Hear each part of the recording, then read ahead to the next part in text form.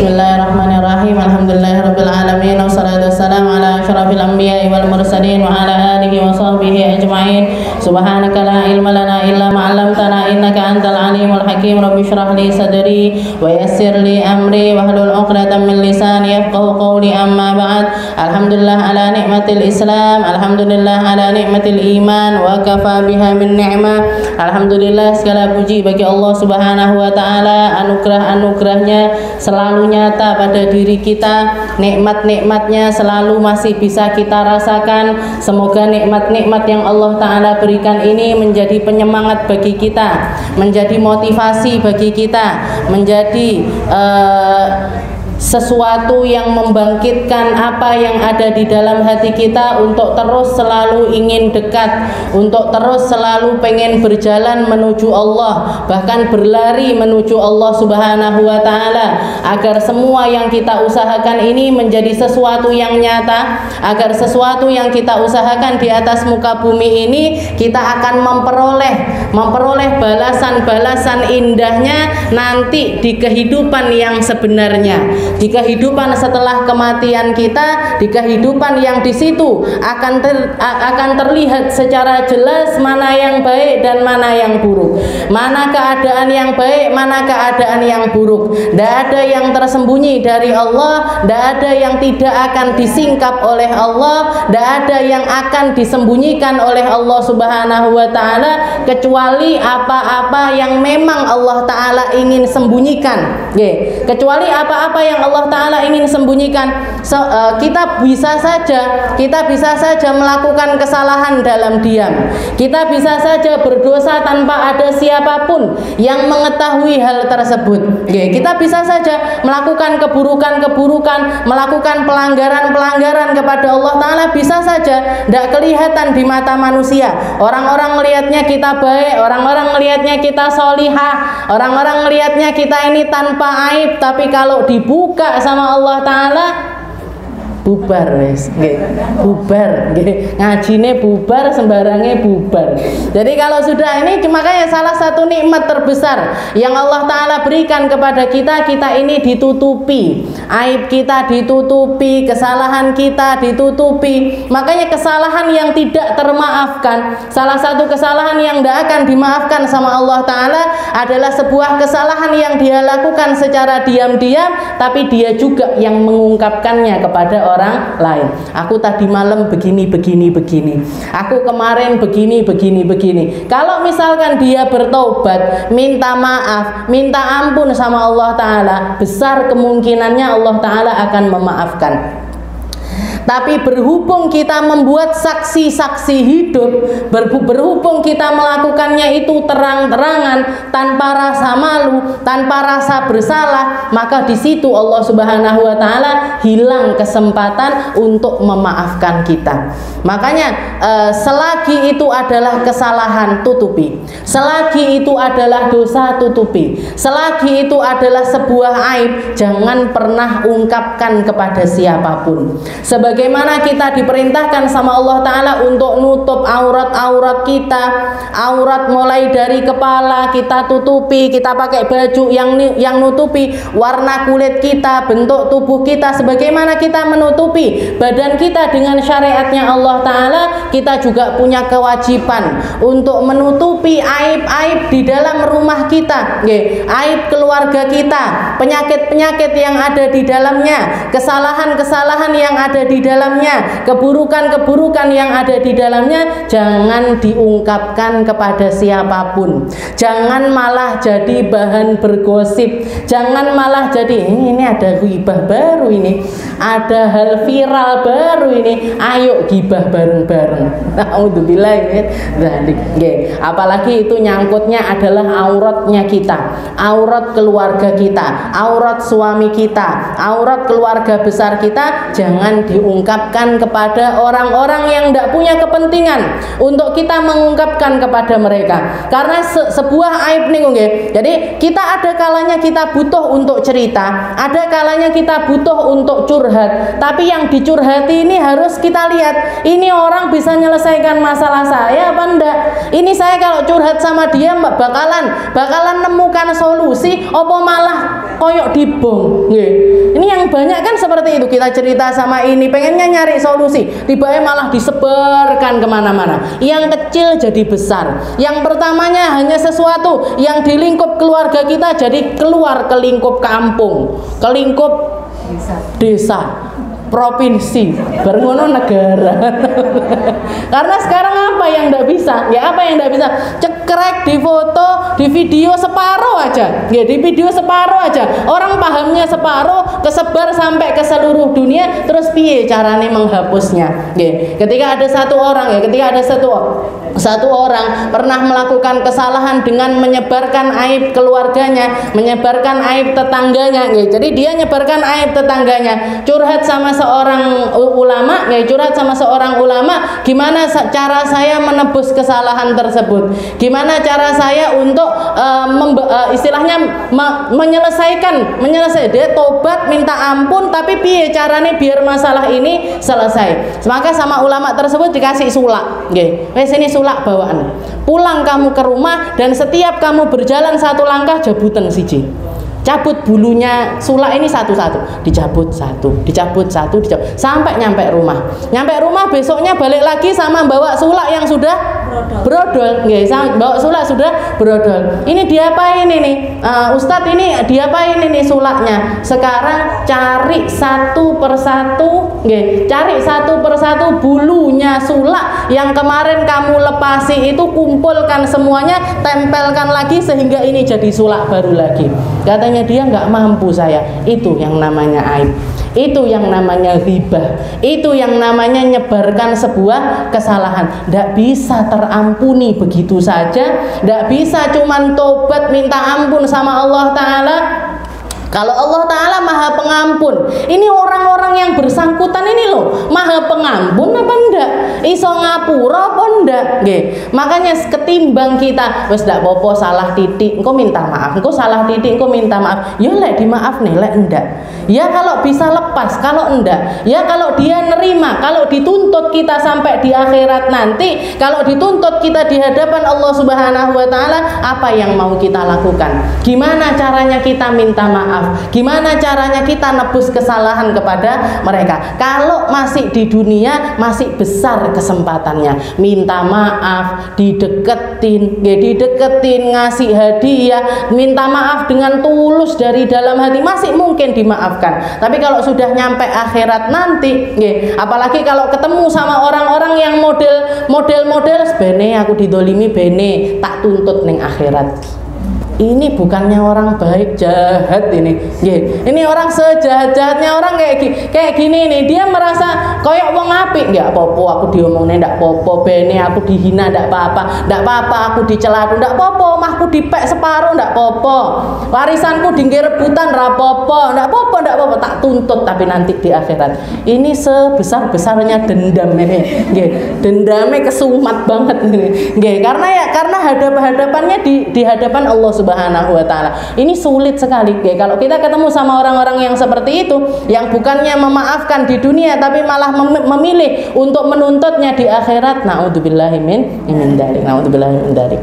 Kita masuk ke dalam pembahasan kita di dalam kitab Sulamut Taufik, masih di dalam tangga menuju taufik, tangga menuju bantuan dari Allah Ta'ala untuk lebih menyempurnakan syariat kita, untuk lebih menyempurnakan perkara-perkara ibadah kita, untuk lebih memperindah apa yang selama ini kita lakukan agar semakin indah, agar semakin baik, agar semakin tidak keluar batas, agar semakin tahu, oh seperti ini loh cara Allah Ta'ala mengatur saya akan taat, saya akan melakukannya semampu yang saya bisa, semampu yang kita bisa. Makanya Rasulullah ketika mengajarkan, kalau misalkan untuk amal-amal yang baik lakukan semampumu.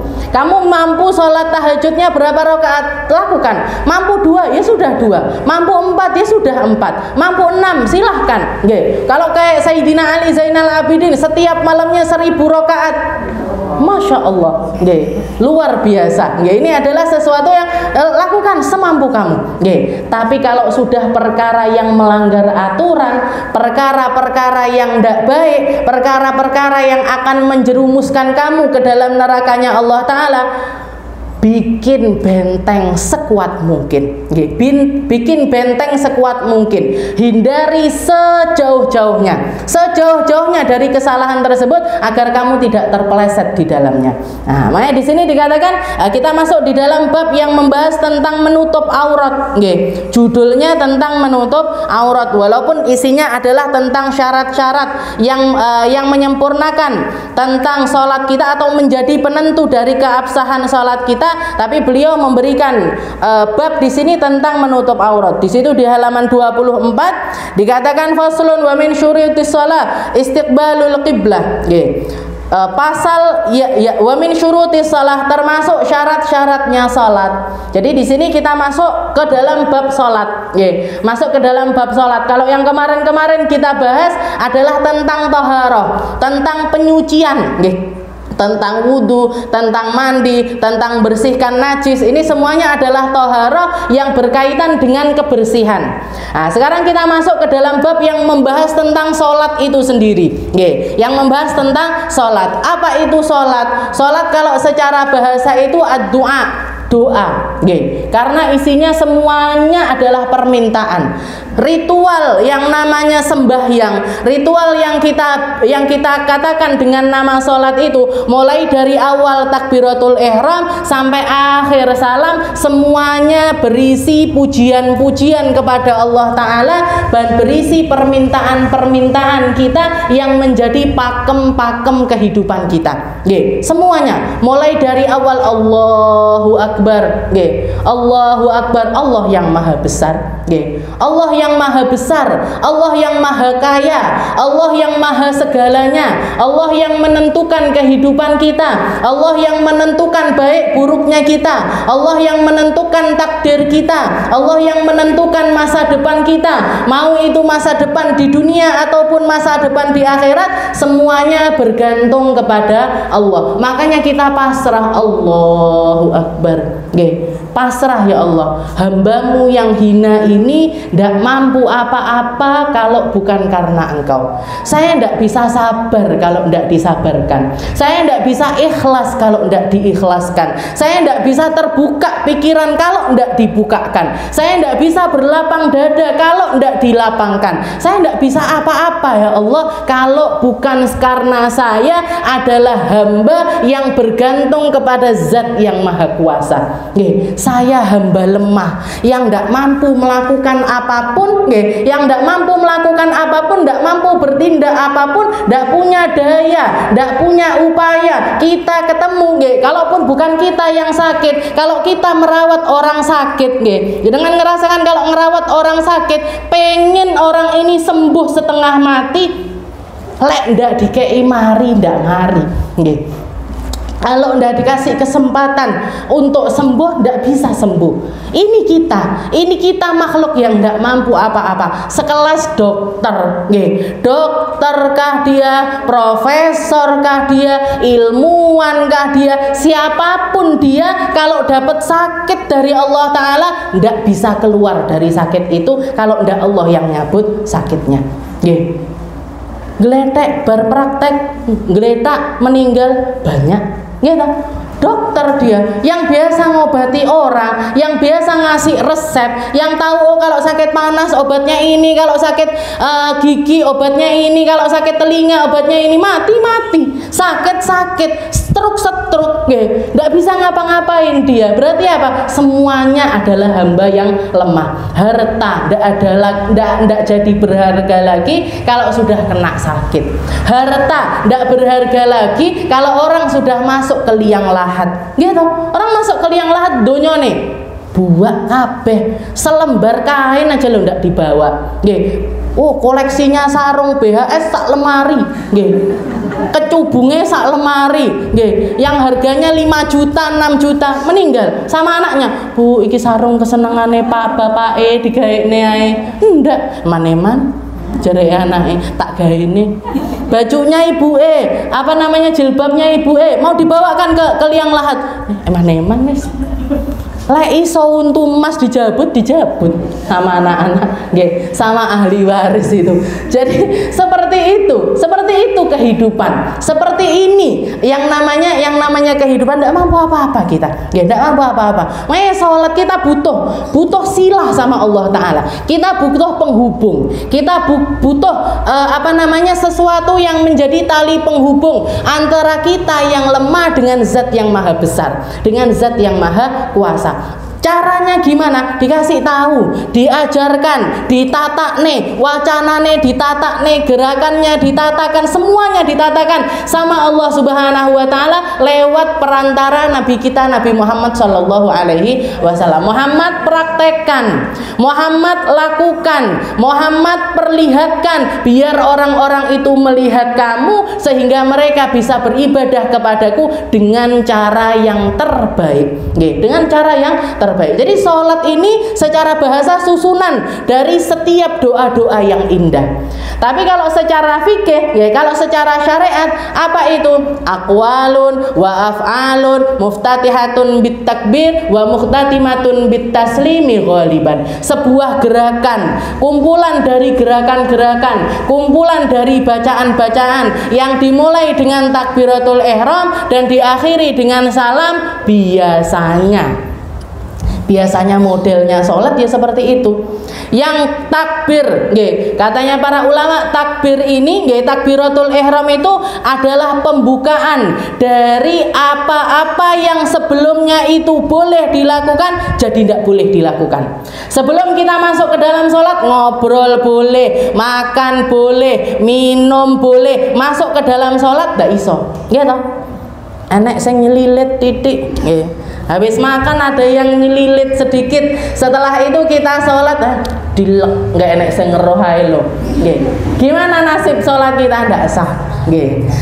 Kita di tengah-tengah sholat, kita di tengah-tengah sholat ngomong sama sebelah, imame kuwi piye to? Imame kuwi piye to asline karepe? Kok seperti itu? Sing sebelah, yo piye to? Pripun? Batal loro-lorone. Batal dua-duanya. Senggol-senggolan. Senggol-senggolan. Kalau niatnya talaqub, kalau niatnya itu bermain-main, misalkan kita tengah-tengah sholat, anaknya datang, "Mah, nasinya di mana? Mah, lauknya di mana?" Kita matanya kita gini. Ngene-ngene matanya, nunjuk walaupun tidak pakai ucapan, tapi pakai gerakan mata dan tujuannya untuk main-main sama sholat, tujuannya untuk ngasih tahu kepada anak kita. Gimana hukumnya? Batal. Ada gerakan-gerakan dari tubuh kita ini di dalam sholat yang walaupun kita gerak banyak itu tidak batal. Nanti kita bahas secara detail. Tapi di sini perlu kita sedikit. Jadi kayak mata, mata ini tidak apa-apa digerakkan. Kita sholat selama sholat kedep terus, selama ndak niat talaqub, selama niatnya itu bukan main-main sama sholat, ndak masalah, ndak membatalkan. Gerakan mata ndak membatalkan. Gerakan telinga, kalau ada orang yang telinganya bisa ubah-ubah, itu ndak batal. Jari-jari, jari ini, kalau kita misalkan jenengan gatel di sini, tangan ini gerak gini. Setelah itu garuk gini, garuk dengan jari, selama niatnya bukan main-main dan seperlunya, maka tidak membatalkan sholat. Walaupun banyak, sing penting nggak ngene. Kalau gini sudah berat ini, maka tidak membatalkan sholat. Walaupun gerakannya itu banyak dan walaupun berulang, itu tidak membatalkan. Selama yang gerak ini adalah anggota-anggota kecil, mata, telinga, lisan ini, bibir, jari-jari ini semuanya anggota-anggota yang kecil, maka gerakan banyak sekalipun tidak membatalkan. Gerakan banyak sekalipun tidak membatalkan.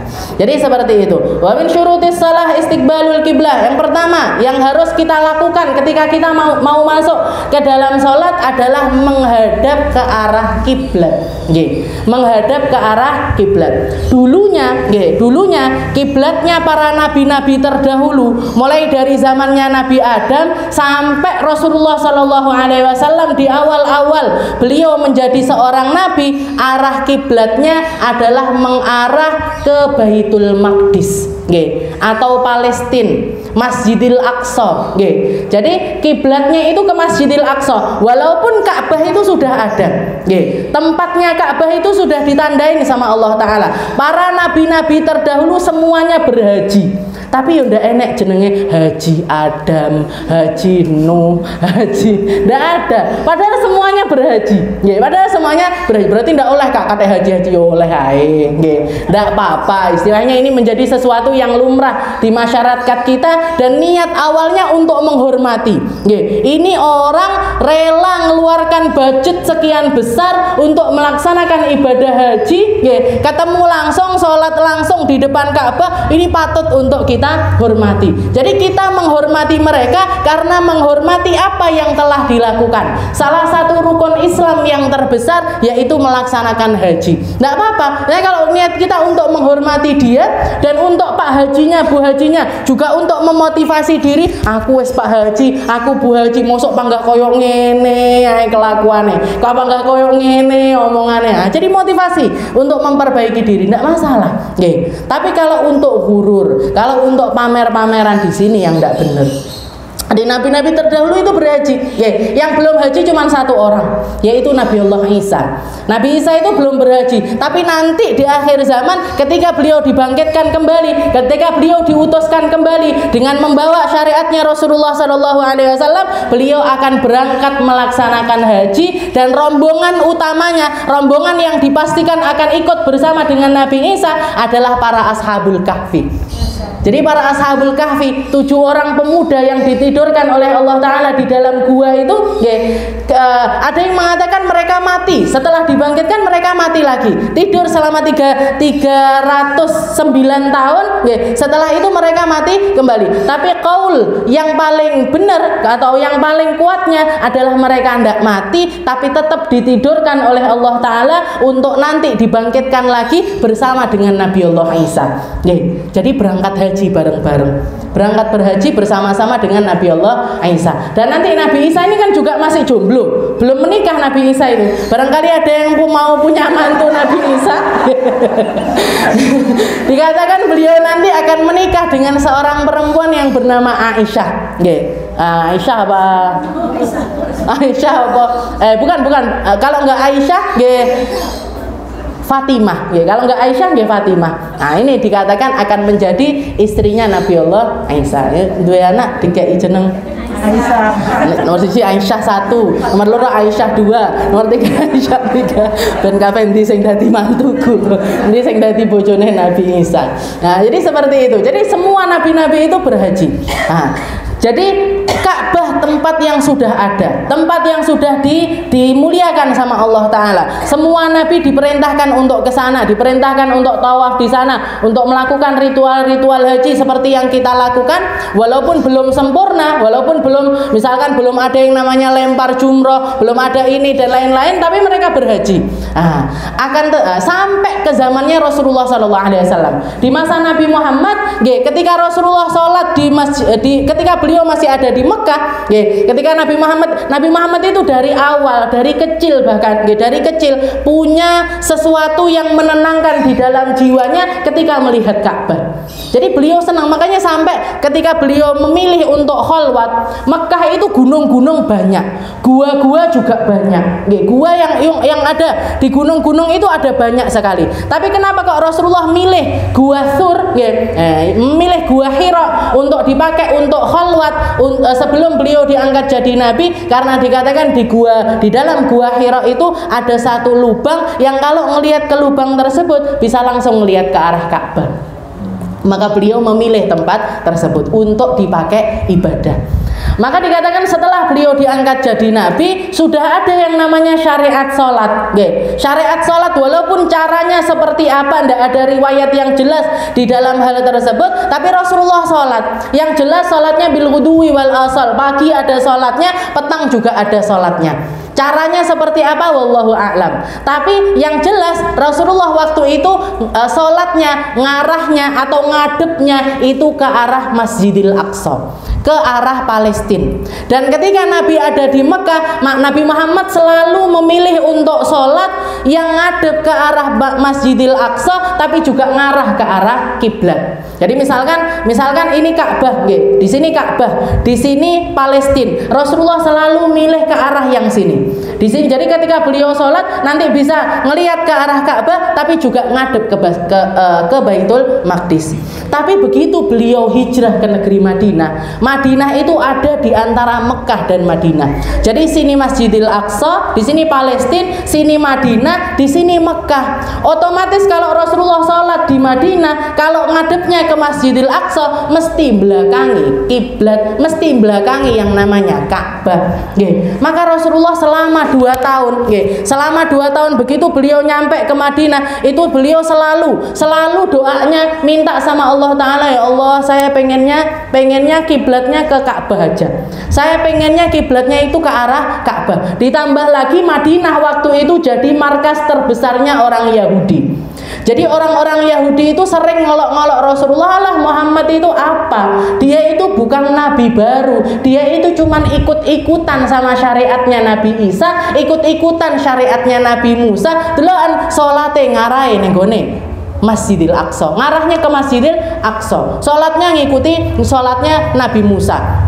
Setelah itu Rasulullah juga yang rutin beliau lakukan adalah puasa di bulan Muharram pas Asyura 10 hari tanggal 10 dari bulan Muharram itu Rasulullah rutin puasa, bahkan dulunya hukumnya adalah wajib. Nah ini juga syariatnya nabi-nabi terdahulu. Tuhan Muhammad itu tidak bawa syariat baru, posone Nabi Musa, sholatnya sembahyangnya juga ngikut kita arahnya ke Masjidil Aqsa. Maka itu sangat memberatkan untuk Nabi.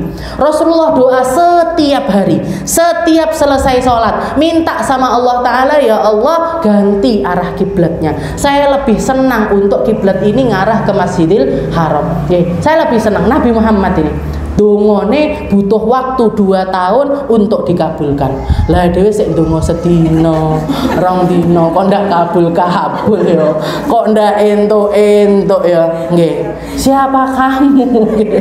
Siapa kita kalau dibandingkan Rasulullah sallallahu alaihi wasallam? Butuh waktu 2 tahun sampai akhirnya turun ayat yang mengatakan, ya Muhammad, nggih, fawalli wajhaka syatral masjidil haram qad nara taqalluba wajhika fis sama falan walliyannaka qiblatan tardoha fawalli wajhaka syatral masjidil haram. Allah Ta'ala mengatakan, ya Muhammad, saya sudah melihat qad nara taqalluba wajh, saya sudah melihat longokan wajahmu minta ke atas langit untuk berharap-harap agar kiblat ini dipindahkan ke Masjidil Haram. Saya sudah melihat itu, wahai Muhammad. Fawalli, maka sekarang silahkan palingkan wajahmu ke arah kiblat yang sesungguhnya, yaitu ke Masjidil Haram. Ayat itu turun di tengah-tengah sholat duhur, di tengah-tengah sholat ayat itu turun. Maka seketika waktu itu Rasulullah sedang sholat jamaahan bersama para sahabatnya. Waktu itu juga Rasulullah langsung ngadep ke arah Masjidil Haram, tengah-tengah sholat.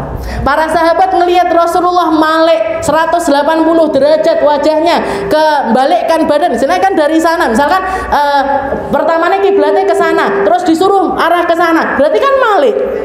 Para sahabat begitu melihat Rasulullah berbalik, langsung malik 1 soft pertama malik, soft kedua malik, soft ketiga malik, sampai soft yang terakhir berbalik. Yang pertamanya di paling belakang jadi paling depan, yang pertamanya paling depan di tempatnya imam jadi paling belakang. Iki lek zamane awake dhewe bubrah. Ujuk-ujuk kok ngene ya Rasul. Ujuk-ujuk kok malik ya Rasul. Kok tahu-tahu iki anak apa tuh? Iki anak apa tuh? Kita yang didahulukan bingung ya. Kita yang didahulukan ini loh, makanya umat Islam, orang kalau punya keimanan, orang kalau punya keislaman, orang kalau pasrah sama Allah Ta'ala, percaya betul dengan Rasulullah SAW, ini yang hak, ini yang pasti benar, ini yang baik, ini yang paling baik. Tidak ada sesuatu yang lebih baik dibandingkan apa yang dilakukan sama Rasulullah SAW. Para sahabat mindsetnya seperti itu, imannya, oh Rasulullah malik, aku malik. Rasulullah berubah, saya berubah. Ndak pakai mikir iki nyapo, iki enek opo, kenapa? Ndak ada. Akhirnya setelah itu Rasulullah ngimaminnya gimana? Karena masih ada tersisa rakaat, Rasulullah ngimami dari paling belakang. Jadi pakai suara. Para sahabat gerakannya itu berpindah-pindahnya gerakan sholat itu ngelewat, taunya lewat suaranya Rasulullah SAW. Ini Nggih. Makanya kita tahu kalau di Madinah itu ada yang namanya Masjid Qiblatain. Nggih. Masjid dua arah kiblat. Karena di situ ada mihrabnya yang masih ngadep ke Masjidil Aqsa, masih dibikin, masih tidak dirubah, dan ada kiblat yang ngarah ke Masjidil Haram. Itu tempat, itu dulunya rumahnya seorang perempuan. Rumahnya seorang perempuan yang Rasulullah sholat di tempat tersebut. Ketika berbalik semacam itu, akhirnya sekarang ini ganti namanya, atau rumah itu dijadikan masjid, dan nama masjidnya adalah Masjid Qiblatain, masjid dua arah kiblat. Masjid dua arah kiblat. Jadi seperti itu. Dan dikatakan waktu itu, begitu Rasulullah selesai sholat, Rasulullah langsung ngirim utusan untuk pergi ke Madinah, karena Rasulullah waktu itu di luar Madinah, nyuruh orang-orang untuk berangkat ke Madinah dan memberitahu semua masjid atau semua tempat yang di situ dilakukan sholat berjamaah, suruh ganti sholatnya dengan yang pertamanya ngarah ke Masjidil Aqsa, jadi ngarah ke arah Masjidil Haram. Jadi satu persatu akhirnya ada sebagian orang yang nerima kabarnya itu sudah lewat waktu duhur, sudah keluar dari waktu duhur, waktu asar mereka baru tahu kalau arah kiblatnya itu diganti. Mereka datang kepada Rasul, ya Rasul, terus piye nasibe sholat duhur saya yang masih ngadep arah kiblatnya itu masih menghadap ke arah Masjidil Aqsa. Turun ayat lagi, wa makana lillahi wa makana Allahu liudhi'a imanakum. Yang semacam ini, yang seamal baik sekecil apapun, selama itu keluarnya dari sebuah keimanan, Allah Ta'ala tidak pernah menyia-nyiakan.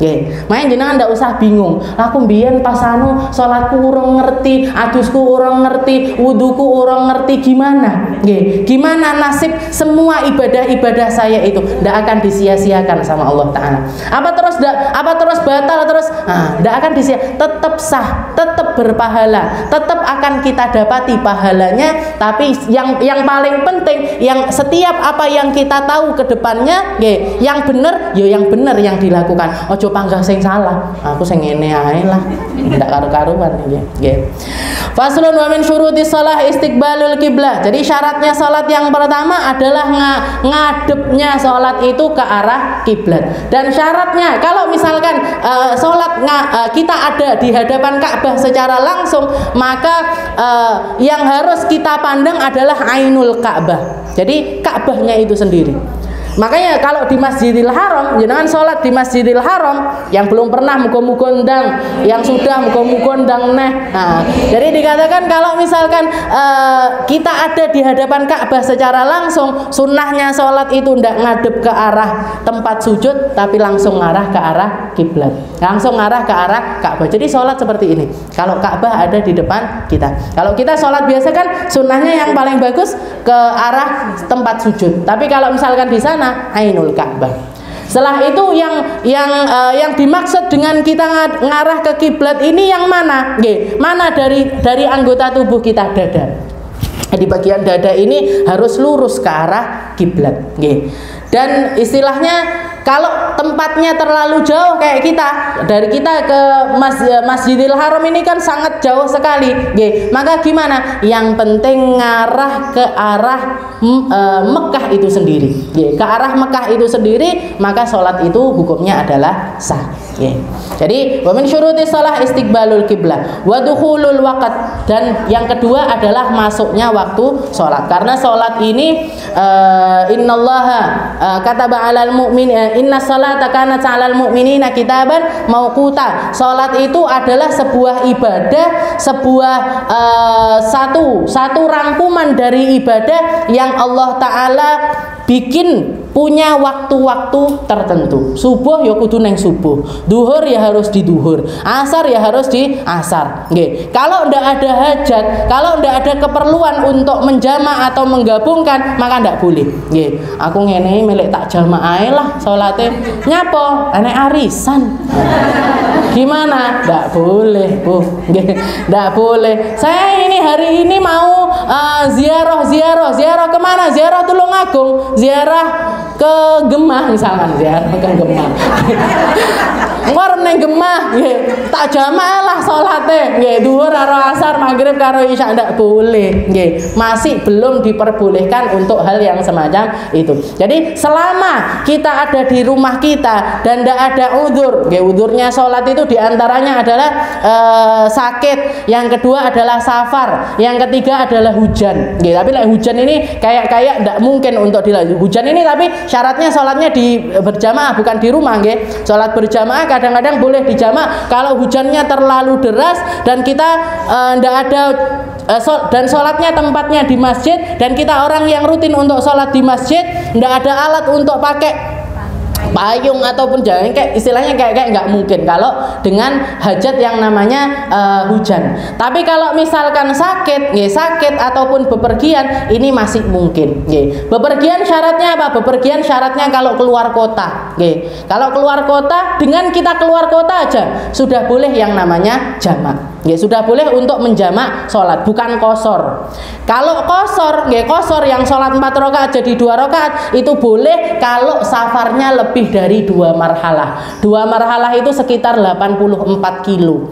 Kalau di atas 84 kilo masih niat aja, saya mau pergi ke Surabaya, kita keluar nyampe ke Blitar, datang waktu sholat duhur, di sini di Blitar ada masjid yang enak, sholat duhur asar pisan di sini.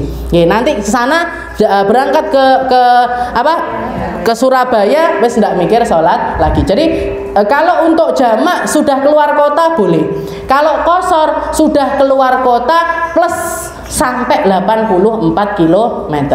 Tapi sebaiknya jamak qashar ini jangan dipisah. Maksudnya jangan dipisah gimana? Sebaiknya kita menjamak sholat kalau sudah masuk juga 84 km, biar ndak gampangkan. Kalau di madhabnya Imam Syafi'i memang boleh, tapi di madhab lain mengatakan ndak boleh. Jadi kalau cuman sekedar keluar kota itu belum bisa jamak. Bolehnya nanti kalau sudah setelah 84 km boleh jamak, boleh qashar. Makanya kayak misalkan mau kemana, ke Kediri, kan belum sampai 84 km, tapi kan sudah keluar kota. Piye salatnya dijamak? Kayak saya mudik ke rumahnya mertua nang nggone Kediri, salatnya dijamak ae. Opo gitu. Jadi biar ndak menggampangkan dengan waktu salat seperti itu, maka sebaiknya kalau memang sudah perjalanan 84 km baru dijamak di qashar. Dijamak sekalian dengan di qashar. Jadi selain karena udzur yang syar'i seperti itu tidak boleh, harus di waktunya masing-masing. Subuh ya di subuh, duhur ya di duhur, asar terus seperti itu sampai 5 waktu sholat. Wa dukhulul waqt. Nah, yang kedua adalah masuknya waktu sholat. Dan yang ketiga wal Islam yang pasti adalah yasyhadu alla ilaha illallah wa anna muhammadar rasulullah. Orang yang sudah berislam maka sah untuk melaksanakan sholat. Wa tamyiz, setelah itu tamyiz, usia 7 tahun, bisa makan, bisa minum, bisa cebok sendiri, maka dia adalah mumayyiz. Wal ilmu bi fardiyatiha. Yang ke 2, 3, 4, 5. Yang kelima adalah mengerti dengan yang wajib-wajib di dalam sholat. Takbiratul ihram ini wajib, doa iftitah itu sunnah, Fatihah itu wajib, baca surat itu sunnah, ruku itu wajib, i'tidal wajib, sujud wajib, duduk di antara 2 sujud wajib, sujud yang kedua wajib, duduk tasyahud awal itu sunnah. Jadi harus tahu mana yang wajib dan mana yang sunnah. Kenapa kok harus tahu? Harus tahu secara mendetail karena sholat ini adalah satu syariat yang terpenting di dalam agama kita dan tidak ada celah untuk tidak ngerti, tidak ada celah untuk tidak mempelajari. Istilahnya Pak, orang Islam ya kudu belajar sholat. Orang Islam ya harus ngerti, faham seperti apa sholat itu, harus paham mana yang wajib, mana yang sunnah. Kenapa kok harus al ilmu bi fardiyatiha? Kenapa kok orang yang sholat ini harus tahu mana yang wajib-wajib di dalam sholat tersebut? Karena kalau sampai dia mengira, yang wajib itu sunnah, meskipun dia melakukannya tidak sah. Jadi meskipun dia melakukannya, tapi dia meyakini yang wajib ini adalah sebuah kesunahan, maka tidak sah sholatnya. Fatihah wajib, Fatihah itu wajib. Atau misalkan gini, doa iftitah itu sunnah, Fatihah itu juga sunnah. baca surat itu juga sunnah. Meskipun dia baca Fatihah, tidak sah sholatnya. Kenapa? Karena dia menganggap perkara yang wajib itu adalah sebuah kesunahan.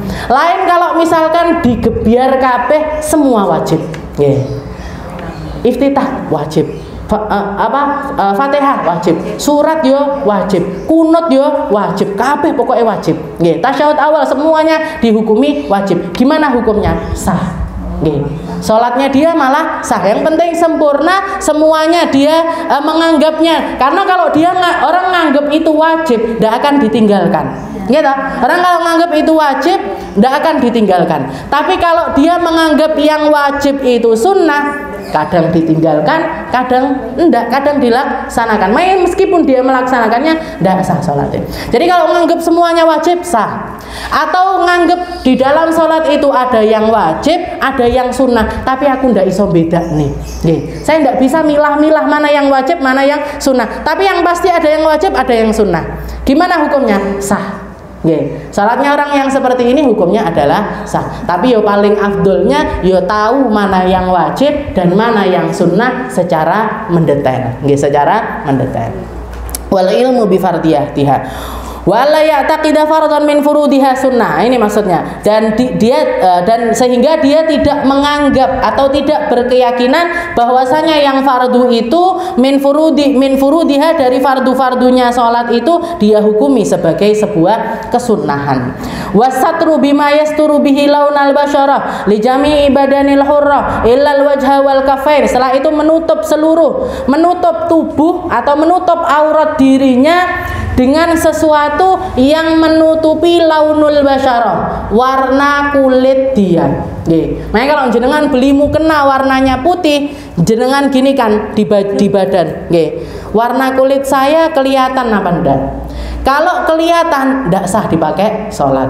Karena putih rawan dengan tipis. Putih kadang-kadang nerawang. Kalau sampai kita pakai mukena putih, setelah itu kita gini kan warna kulit kita masih kelihatan, tidak sah dipakai sholat. Tidak sah untuk dipakai sholat. Tapi makanya lebih istilahnya kalau pakai baju warna kan lebih aman. Tapi kalau misalkan mau ngambil fadilahnya pakai baju putih, karena Rasulullah seneng banget sholat itu pakai warna putih, maka pastikan kalau warna kulitnya itu tidak sampai kelihatan. Kalau sampai kelihatan tidak sah.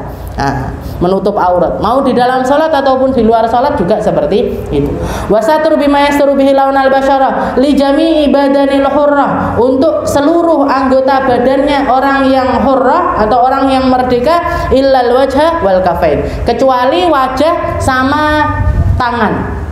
Tangan ini sak gini, sak telapak tangan ini, depan ataupun belakang, dalam ataupun luar, ini boleh terbuka, boleh terbuka. Jadi kalau untuk wajah wajib terbuka. Ketika kita di dalam sholat, maksudnya wajibnya itu bukan wajib berarti lek cadaran kudu dibuka atau ndak boleh maskeran, boleh, sah. Tapi ketika sholat, terutama ketika sujud, ini ada anggota dari wajah kita yang harus langsung nempel ke tempat sujud, yaitu dahi. Dahi, batuk ini harus nempel langsung ke tempat sujud. Tidak boleh terhalang dengan apapun. Tidak boleh terhalang dengan apapun yang bergerak dengan gerakan kita sholat. Pakai mukena, terus ininya terlalu turun, akhirnya sholatnya di atas mukenanya, tidak sah. Atau kalau pakai mukena yang atas bawah, sujud yang disujuti rukue, nempelnya di mukena, tidak sah. Tapi kalau sesuatu yang ada tapi tidak bergerak dengan gerakan kita sholat, maka sah. Kayak misalkan kita sholat bawa sapu tangan, tengah-tengah sholat sapu tangannya jatuh, jatuh pas di tempat sujud kita sholat di atas sapu tangan itu gimana hukumnya? Sah. Karena sapu tangannya udah tidak bergerak dengan gerakan kita. Tapi kalau masih gerak dengan gerakan kita, maka tidak sah. Berarti sholat pakai masker boleh, sholat pakai cadar boleh. Tapi kalau misalkan ketika sujud ini harus langsung nempel ke tempat sujud. Makanya di sini salah satu tempat atau bagian tubuh yang harus dibuka adalah wajah dan tangan. Nggih, tangan ini sak gini, nggih. Mulai dari ujung jari sampai ke pergelangan. Nah, ini boleh terbuka. Kalau ditutup sedikit Kak, biar ndak kebuka, biar ndak gampang-gampang terbuka. Istilahnya kalau misalkan, oh saya nyari mukena, ngepres yang ketutupan sak gini tok, nggih. Saya nyarinya pengennya nutupi sekalian sampai segini. Gimana? Ndak apa-apa. Nggih, ndak apa-apa. Yang penting bagian telapak tangannya juga langsung ke tanah. Istilahnya ya ndak apa-apa juga. Misalkan kita pakai kaos tangan itu juga ndak membatalkan sholat. Nggih. Jadi satu-satunya anggota sujud yang harus nempel langsung itu cuma dahi. Tangan sunnahnya terbuka. Nggih, tangan ini sunnahnya terbuka, bagusnya terbuka. Tapi kalau misalnya pas di musim dingin banget pakai kaos tangan, ya silahkan. Atau pas lagi sakit menggigil pakai kaos tangan, ya nggak apa-apa. Nggih, sah sholatnya. Wal kafain wasatru ma baina surrah war rukbah. Kalau untuk laki-laki yang ditutupi adalah yang wajib ditutupi antara surrah, antara pusar sampai ke dengkul, nggih, sampai ke napa? Dengkul nggih. Dengkulnya apa bahasanya? Lutut nggih. Lil zakar untuk laki-laki, wal amah mingkul lil jawanib lal asfal. Dan penutupan aurat ini dari segala arah kecuali bawah. Nggih, kecuali bawah. Lek dari bawah ndak harus ditutupi. Istilahnya apa yo, misalkan kita sholat di masjid yang di situ bawahnya ini kaca, nggih. Orang bisa ngelihat ke kita dari bawah, nggih. Terus piye sholatnya, apa harus yang bagian bawah ini tertutup juga? Kalau memang seperti itu kondisinya, bukan karena sholat kita yang harus nutup aurat sampai bawah, enggak. Tapi karena kalau kita sholat terus ada orang di bawah ketok, nggih.